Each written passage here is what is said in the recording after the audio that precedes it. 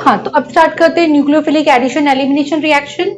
और nucleophilic addition elimination का जो जनरल मैकेनिज्म है वो ये होता है कि कार्बोनिल ग्रुप हमने लिया है और इसमें जो रिएजेंट डलता है, ठीक है, इसमें जो रिएजेंट डलता है वो NH2G होता है। जी कोई भी ग्रुप हो सकता है, कौन कौन से ग्रुप है अभी हम आगे देखने वाले हैं, लेकिन ये जो NH2 ग्रुप है ये होना ही चाहिए। ठीक है, होता क्या है कि NH2 ग्रुप का जो नाइट्रोजन है लोन पेयर है, ये अटैकिंग होता है। अटैकिंग यानी कि न्यूक्लियोफिलिक है यानी इलेक्ट्रॉन रिच है। तो ये रिच क्या करेगा, देखो कार्बन ऑक्सीजन है, ऑक्सीजन पार्शियल नेगेटिव पोल है, कार्बन पार्शियल पॉजिटिव पोल है, लोन पेयर रिच है, कार्बन प्लस यानी कि ये डेफिशिएंट है। तो जो रिच टर्मिनल है नाइट्रोजन वो डेफिशिएंट टर्मिनल पे अटैक करेगा, तो पाई बॉन्ड ऑक्सीजन पे शिफ्ट हो गया। तो NH2G जो है नाइट्रोजन के लोन पेयर की वजह से यहाँ पे जुड़ गया, ये NH2G यहाँ पर जुड़ गया और ऊपर माइनस चार्ज आ गया।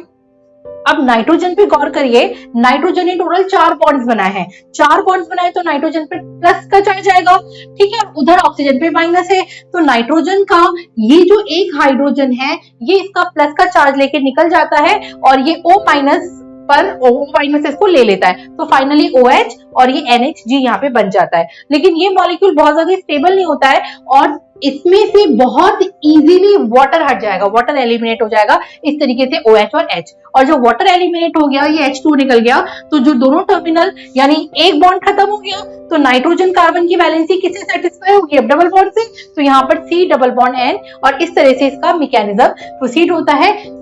ये इसका मेन प्रोडक्ट बन गया। ठीक है, आपको जो अक्सर बुक्स में लिखा आपकी एनसीईआरटी के अकॉर्डिंग लिखना होता है वो मैकेनिज्म ये है, लेकिन आपको डायरेक्ट रिएक्शन लिखना होता है। और जब डायरेक्ट रिएक्शन लिखोगे, इन शॉर्ट इसको कैसे लिखोगे, आप लिख दोगे C डबल बॉन्ड O यहाँ पे ले लिया, ठीक है, NH2G आपने यहाँ पर ले लिया, ठीक है, ये NH2G आपने ये ले लिया। अब NH2 का जो H2 वाला टर्मिनल है ऑक्सीजन के सामने होना चाहिए और शॉर्टकट में आप क्या करिए, यहाँ से वाटर हटा दीजिए, ठीक है, H2O हटा, तो H2O यानी कि ये वाटर निकल गया, वाटर के निकलते ही N टर्मिनल C से जुड़ जाएगा और इस तरह से ये मेन प्रोडक्ट का फॉर्मेशन हो जाएगा। तो ये शॉर्ट में रिएक्शन लिखी जाती है। आगे जो हम रिएक्शन लिखने वाले हैं अभी वो सारी रिएक्शन हम इसी पैटर्न में लिखेंगे, लेकिन ये इसका मैकेनिज्म है। इस मैकेनिज्म में रिएजेंट में जो नाइट्रोजन है वो क्या है, वो अटैकिंग है, न्यूक्लियोफिलिक है और कार्बन के प्लस चार्ज पर वो अटैक कर रहा है। इस रिएक्शन की दो खास बातें हैं, एक तो रिवर्सिबिलिटी है, दूसरी चीज ये रिएक्शन पीएच डिपेंडेंट है। एक पर्टिकुलर पीएच रेंज में ये बहुत अच्छे चलती है, 3.5 से 4.5 तक अगर पीएच रेंज है तो ये रिएक्शन बहुत एफिशिएंटली प्रोसीड होती है और ये रेंज क्या कहा जाता है, वीकली एसिडिक मीडियम कहा जाता है। ठीक है, तो इसमें अगर हम मीडियम पीएच को चेंज कर दें तो रिएक्शन कैसे अफेक्ट होगी उस पर आते हैं।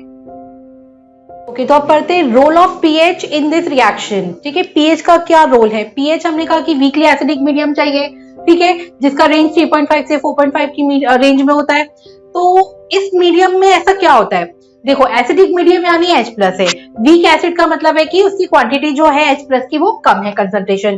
तो क्या करेगा, हमने ये जो H+ डाला है, जो CO ग्रुप है जिस पर हम NH2 का रिएक्शन करवाने वाले हैं ना, CO ग्रुप क्या है, जो कीटोनिक ग्रुप है ना, उसके ऊपर ये अटैक करेगा। देखो रिएक्शन की कहानी क्या होती थी, मैं रिएक्शन पहले आपको यहाँ पे बता रही हूँ कि ये CO ग्रुप होता था, ठीक है, और रिएक्शन में NH2G होता था, ठीक है, CO ग्रुप में कार्बन पार्शियल पॉजिटिव होता था, ऑक्सीजन पार्शियल नेगेटिव होता था, ठीक है, NH2G था रिच, नाइट्रोजन था रिच क्योंकि नाइट्रोजन पे लोन पेयर थे, कार्बन पे प्लस चार्ज था, तो पार्शियल प्लस चार्ज की वजह से ये लोन पेयर कार्बन पे अटैक कर जाता था, rich terminal nitrogen deficient carbon पे अटैक कर जाता था।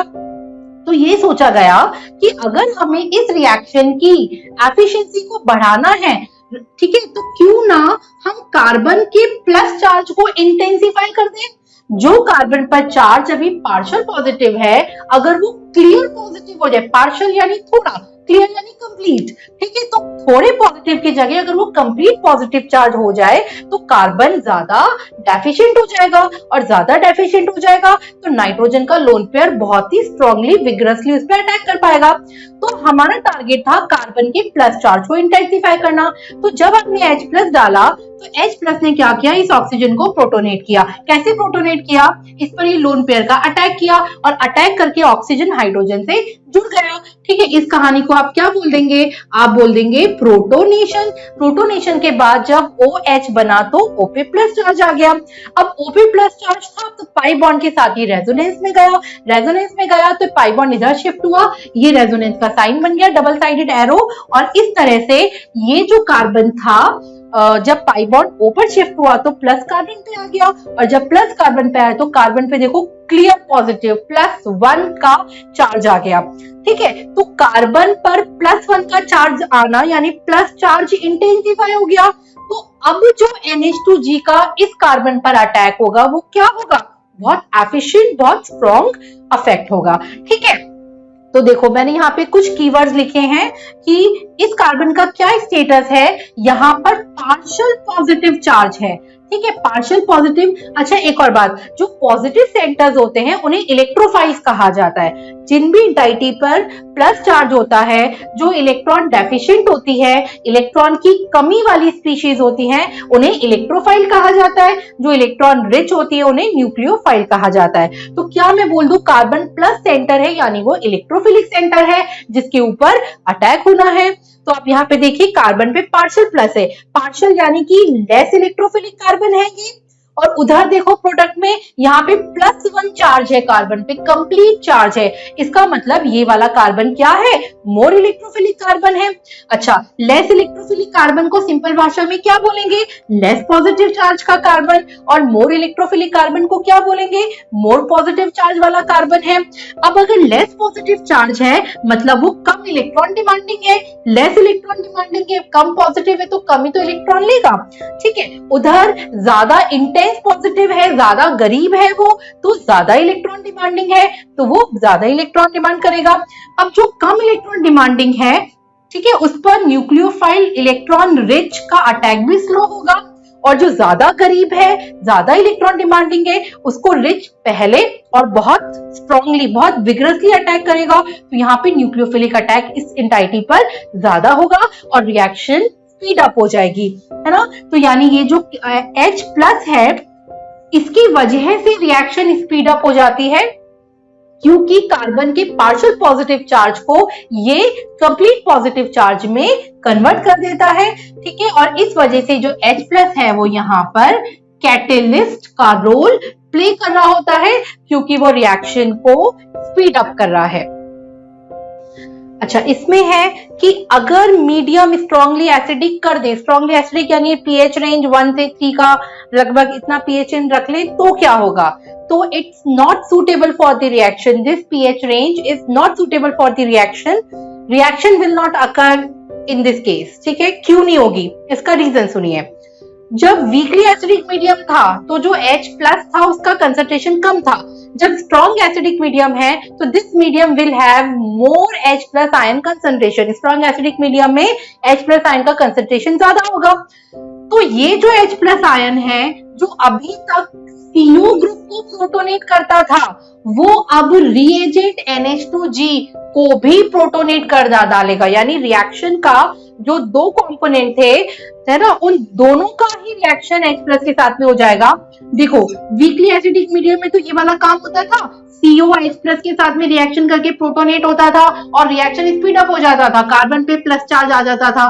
ठीक है ना, अभी जो हमने किया था कि कार्बन पे प्लस चार्ज और OH, ठीक है, ये तो फेवरेबल कहानी थी। लेकिन अगर ये रिएजेंट जिसे अटैक करना है, ये रिएजेंट जो है ये अटैक क्यों करता है, क्योंकि इलेक्ट्रॉन रिच है, ये लोन पेयर है। अगर हम H प्लस की कंसंट्रेशन बढ़ा देंगे तो इसकी जो रिचनेस थी जिसे कार्बन पे अटैक करना था उस रिचनेस पर H+ का रिएक्शन हो जाएगा, यानी ये H+ इसके एक्स्ट्रा इलेक्ट्रॉन, इसके रिचनेस वाले इलेक्ट्रॉन को खा जाएगा, इसे भी प्रोटोनेट कर देगा और इसे बना देगा NH3+ प्लस चार्ज, यानी अब ये भी बैगर बन गया, ये भी कार्बन की तरह क्या बन गया, इलेक्ट्रॉन डेफिशिएंट बन गया। तो ये जब खुद इलेक्ट्रॉन डेफिशिएंट है, खुद के पास कमी है, तो ये इसकी क्या हेल्प करेगा, ठीक है, प्लस और प्लस तो सेम चार्जेस हो गए ना, दे विल नॉट रिएक्ट, ठीक है।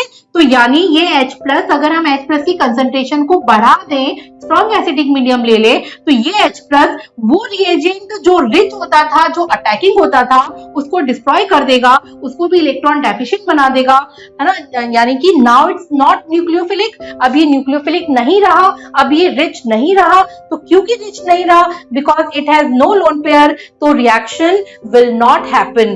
तो इस केस में स्ट्रॉन्ग एसिडिक मीडियम में ये वाला जो रिएक्शन है ये होता ही नहीं है, ठीक है, ये प्रोसीड ही नहीं होता है।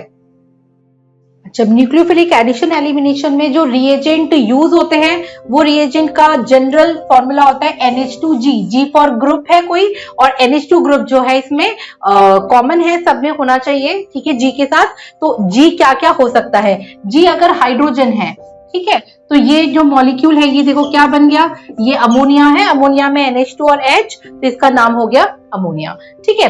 अगर ये HR है तो इसको आप ऐसे भी लिख सकते हो RNH2, अमाइन है ये, तो इसका नाम मैंने यहाँ पे लिख दिया अमाइन है, ठीक है। NH2 तो सेम रहा। अब नेक्स्ट ग्रुप है OH, अगर OH है तो इसको बोलोगे OH यानी हाइड्रोक्सिल, NH2 यानी अमाइन, तो इसका नेम हो जाएगा हाइड्रोक्सिल अमाइन।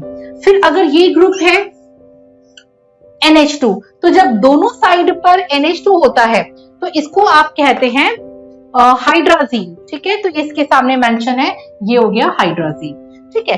अब क्या हुआ कि ये जो हाइड्राजीन था NH2 इसको एज इट इज लिखा और इसके एक हाइड्रोजन की वैलेंसी को हमने बेंजीन से रिप्लेस कर दिया, तो जो पूरा ग्रुप बना वो ये वाला बन गया, ठीक है, जो पूरा ग्रुप बना वो ये वाला बन गया, ठीक है। तो अब इसको बोलोगे फिनाइल, यानी फिनाइल ग्रुप हाइड्राजीन पे लगाए तो नेम हो जाएगा फिनाइल हाइड्राजीन, ठीक है।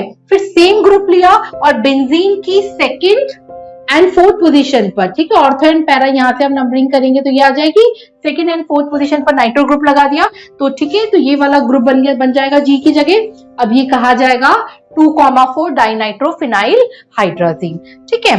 और ये वाला ग्रुप अगर अटैच्ड है G की जगह, अगर ये ग्रुप है तो इसको बोलते हैं सेमी कार्बेजाइड। तो ये सीक्वेंस है ammonia, amine, hydroxyl amine, hydrazine, phenyl hydrazine, 2,4 dinitro phenyl hydrazine और सेमी कार्बेजाइड, ठीक है। आप 3 दिन का सेट बना के याद कर लीजिए, अमोनिया, अमाइन, हाइड्रोक्सिल अमाइन, फिर hydrazine, phenyl hydrazine, 2,4 dinitro phenyl hydrazine और फिर सेमी कार्बेजाइड, ठीक है।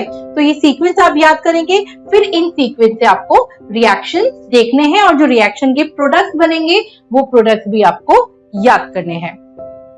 तो न्यूक्लियोफिलिक एडिशन एलिमिनेशन रिएक्शन में ये रिएक्शन का फ्रेमवर्क है, ये कार्बोनिल ग्रुप है CO, या इधर एल्डिहाइड भी हो सकता है, कीटोन भी हो सकता है, ठीक है, हमने CO ग्रुप रखा है, और NH2G ये इसका जनरल ग्रुप रिएजेंट है, जिसमें NH2 ग्रुप तो सब में सेम जाना है, जो G फॉर ग्रुप है ये वेरी करेगा, ठीक है। तो जैसे हाइड्रोजन ROH इधर आ गया, तो पहला क्या है, अमोनिया है, दूसरा अमाइन है, जब मैंने यहाँ पे R लगा दिया, तीसरा OH लगा दिया तो क्या बन गया, हाइड्रोक्सिल अमाइन बन गया। तो इसमें आपको रिएक्शन क्या करवाना है, रिएक्शन में आपको सिंपली NH2 यानी H2 को ऑक्सीजन के हेड ऑन रखना है, ऑक्सीजन के सामने रखना है, इसमें से पानी हटा दीजिए, पानी हट गया यानी ये H2 आउट हो गया।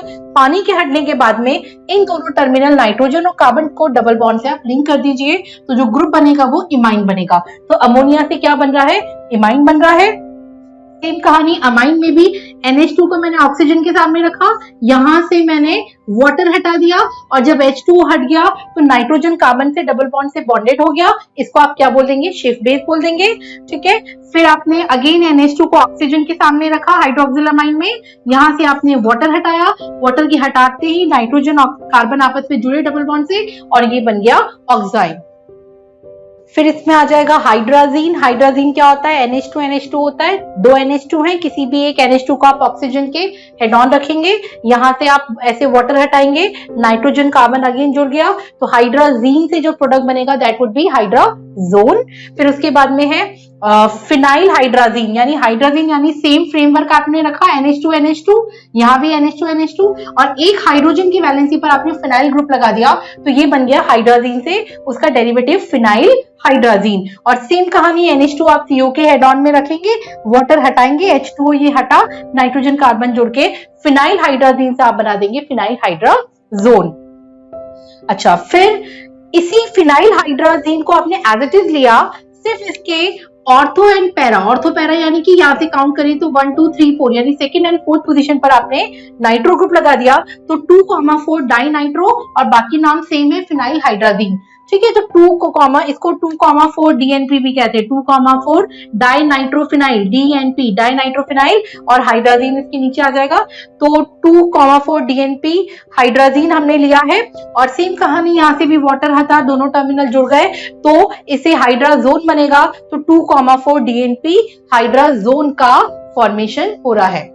इसमें ये वाला जो है DNP वाला है इसे हम कहते हैं DNP टेस्ट भी कहते हैं और ये वाला जो रिएक्शन है इसका प्रोडक्ट होता है वो येलो ऑरेंज कलर का प्रेसिपिटेट बनता है 2,4 DNP हाइड्राजोन। क्योंकि येलो ऑरेंज कलर का है तो ये एक विजिबल अपीयरेंस दे रहा है तो कार्बोनिल ग्रुप ही इस तरह का टेस्ट देते हैं। तो जब कार्बोनिल फंक्शनल ग्रुप को अदर फंक्शनल ग्रुप से डिस्टिंग्विश किया जाता है तो कार्बोनिल्स के लिए ये एक उनका आइडेंटिटी टेस्ट हो जाता है, कंफर्मेटिव टेस्ट हो जाता है या डिस्टिंक्शन टेस्ट की तरह से ये कंसीडर होता है और इसे आप DNP टेस्ट भी कहते हैं, इसको आप DNP टेस्ट भी कहते हैं। तो ये कार्बोनिल फंक्शनल ग्रुप के लिए स्पेसिफिक टेस्ट है।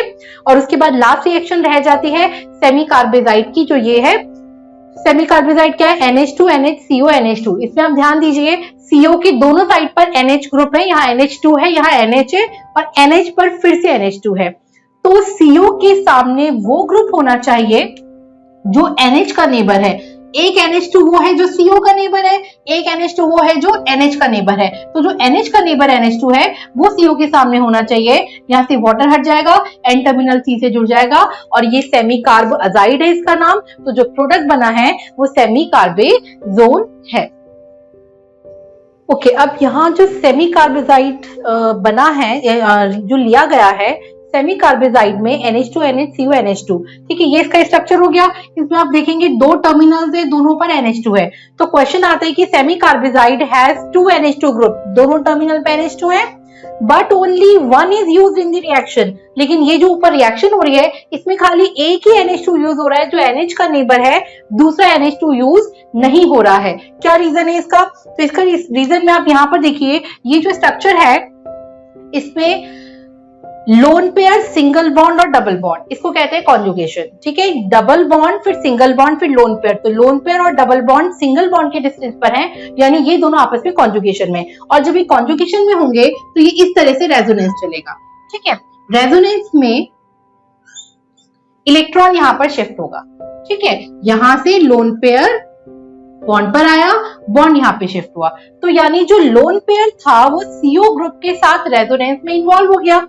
अब जब लोन पेयर इन्वॉल्व हो गया तो लोन पेयर की अवेलेबिलिटी कम हो गई। एक्चुअली इस लोन पेयर को रिएक्शन में अटैक करना है, ये लोन पेयर काम की चीज है। ठीक है, इसी की वजह से रिएक्शन होना है। तो अगर ये लोन पेयर किसी दूसरे काम में बिजी है तो जो रिएक्शन वाले काम है उसमें पार्टिसिपेट करने की इसकी प्रोबेबिलिटी कम हो गई। लेकिन यहाँ पर जो NH2 का लोन पेयर है, यहाँ पर सारे सिंगल बॉन्ड्स हैं, ये किसी के भी साथ रेजोनेंस में नहीं है, तो ये 100% खाली इसी नाइट्रोजन पर अवेलेबल है, वो भी फ्रीली। तो ये पूरी तरह से अवेलेबल है रिएक्शन में अटैक करने के लिए। जो अटैकिंग एंटाइटी जहाँ पे लोन पेयर होते हैं ये रिच एंटाइटी है, इसे न्यूक्लियोफाइल कहते हैं। तो यानी यहाँ पर न्यूक्लियोफिलिक कैरेक्टर कम हो गया क्योंकि लोन पेयर की डेंसिटी कम हो गई। लोन पेयर की वजह से हम नाइट्रोजन को न्यूक्लियोफिलिक कह रहे थे। ठीक है, तो ये नाइट्रोजन कम न्यूक्लियोफिलिक क्योंकि लोन पेयर की इस पे अवेलेबिलिटी कम या डेंसिटी कम। ये नाइट्रोजन ज्यादा न्यूक्लियोफिलिक, ज्यादा अटैकिंग क्योंकि इस पर लोन पेयर की डेंसिटी ज्यादा है। तो इसलिए इसी टर्मिनल से जो है प्रीडोमिनेटली रिएक्शन होता हुआ नजर आता है जो NH का नेबर होता है। तो इस NH2 के बारे में जब आप इसका आंसर लिखेंगे तो आप कौन से पॉइंट लिखेंगे? वो NH2 जो NH का नेबर है इसमें देखो नो रेजोनेंस, यहाँ पर कोई रेजोनेंस नहीं होगा। जब रेजोनेंस नहीं है तो lone pair is more available, तो नाइट्रोजन में लोन पेयर ज्यादा अवेलेबल है, यानी मोर रिच नाइट्रोजन। मैंने सारे कीवर्ड्स लिखे। जब लोन पेयर की अवेलेबिलिटी ज्यादा है तो नाइट्रोजन को हम रिच नाइट्रोजन बोलेंगे, और टेक्निकल टर्म में जो रिच एंटाइटी है उसे हम कहते हैं न्यूक्लियोफिलिक। तो यानी ये मोर न्यूक्लियोफिलिक नाइट्रोजन है, क्योंकि ज्यादा न्यूक्लियोफिलिक है, ज्यादा रिच है, इस वजह से ये ज्यादा रिएक्टिव नाइट्रोजन है। उधर आते हैं वो वाला NH2 जो कि CO के नेबर में है। तो इस NH2 में आप देखेंगे कि रेजोनेंस आकर लोन पेयर और CO में रेजोनेंस है। रेजोनेंस की वजह से less lone pair is less available, तो लोन पेयर की अवेलेबिलिटी नाइट्रोजन पे कम हो गई। तो लेस इलेक्ट्रॉन डेंसिटी और नाइट्रोजन, जब लोन पेयर कम अवेलेबल है तो इसकी वजह से इलेक्ट्रॉन डेंसिटी भी नाइट्रोजन पे कम हो गई। जब इलेक्ट्रॉन डेंसिटी कम है तो it becomes less nucleophilic nitrogen. Less nucleophilic मतलब लेस अटैकिंग, यानी कि लेस रिएक्टिव नाइट्रोजन। इसलिए इस टर्मिनल CO की नेबर CH2 से NH2 से रिएक्शन नहीं होता है, लेकिन जो NH का नेबर NH2 है उसके साथ में रिएक्शन होता है।